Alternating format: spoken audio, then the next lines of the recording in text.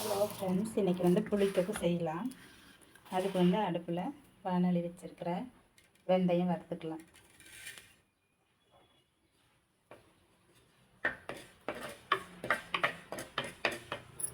வெந்தயம் வறுத்து பவுடர் பண்ணி எனக்கு கொஞ்சம் நேரத்துக்கு முன்னாடி போட்டோம்னா நல்லா மணமாக இருக்கும். புளித்தொக்கு வெந்தயம் வறுத்து எடுத்து வச்சுருக்கேன். சட்டி காயிட்டு நல்லெண்ணெய் ஊற்றிக்கலாம். புளித்தொக்குக்கு தேவையான அளவு நல்லெண்ணெய் ஊற்றிக்கலாம். எண்ணெய் நிறையா இருந்தால் தான் நல்லாயிருக்கு. எண்ணெய் நல்லா காயிட்டு அடுத்தது கடுகு போட்டுக்கலாம். கொஞ்சம் கடுகு பொரிஞ்ச அளவு கடலைப்பருப்பு போட்டுக்கலாம். அடுத்தது வேர்க்கடலை போட்டுக்கலாம்.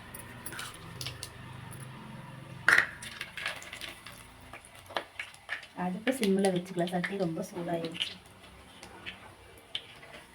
லைட்டாக கிண்டி விட்டுட்டு குட்டி குட்டியாக கட் பண்ணி வச்சுக்கிறேன் பூண்டை ஆட் பண்ணிக்கலாம். பூண்டு போட்டால் நல்லா இருக்கும். வெங்காயம் சேர்க்கக்கூடாதுங்க. நம்ம உடனடியாக சாப்பிட்ற மாதிரி இருந்தால் வெங்காயம் போட்டுக்கலாம்.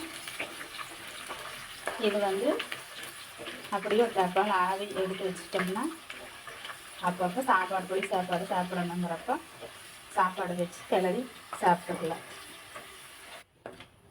பூண்டுங்க நிறக்கலையும் நல்லா ப்ரௌன் கலரில் வந்துடுச்சு. வர மிளகாய் ஆட் பண்ணிக்கலாம். ஃபஸ்ட்டே மிளகாய் போட்டோம்னா மிளகாய் தீஞ்சு போயிடும். அதனால் கொஞ்சம் கடலைப்பருப்பு வேர்க்கடலை இதெல்லாம் வதங்கினதுக்கப்புறம் மிளகாய் போட்டுக்கலாம். கருவேப்பிலை போட்டுக்கலாம்.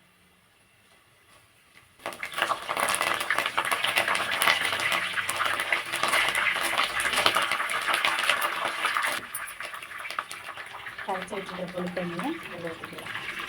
கரைச்சி வடிகட்டி வச்சுருக்கேன்.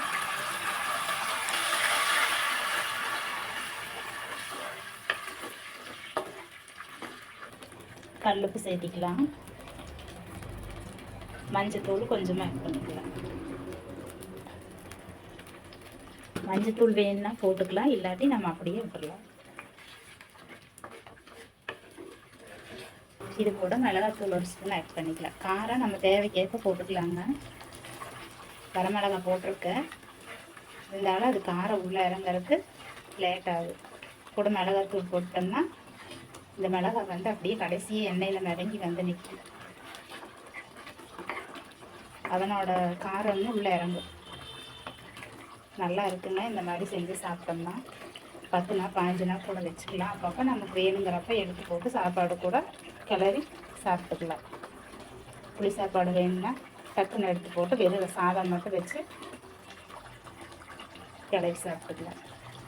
அது கொதிச்சிட்ருக்குது. நல்லா கொதித்து எண்ணெய் பிரிஞ்சு வரணும். மேலே வெந்தயமும் பெருங்காயம் நுணுக்கிட்டு வந்துடுறேன். அப்படின்னா எண்ணெய் நல்லா புளியெல்லாம் நல்லா கொதித்து சுண்டி வந்துடுச்சு. எண்ணெய் மட்டும் நல்லா மேலே மிதந்துட்டு பாருங்க. பார்க்குறக்கே அழகாக இருக்குது. இப்போ இது கூட நான் பொடிச்சு வச்சுக்கிறேன் வெந்தயம்.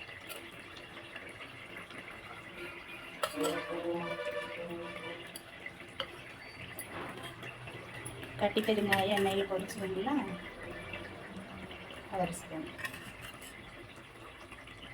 எல்லாம் போட்டு வெந்தயம் போட்டோன்னே அப்படியே கமகமான ஒரு மனம் வருது பாருங்களேன்.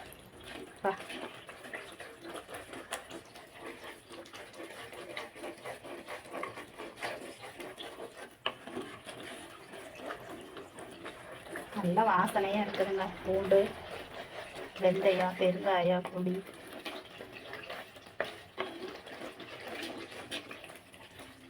இந்த வெந்தயம் போட்டோம்னாலே ஒரு தனி வாசனை தான்.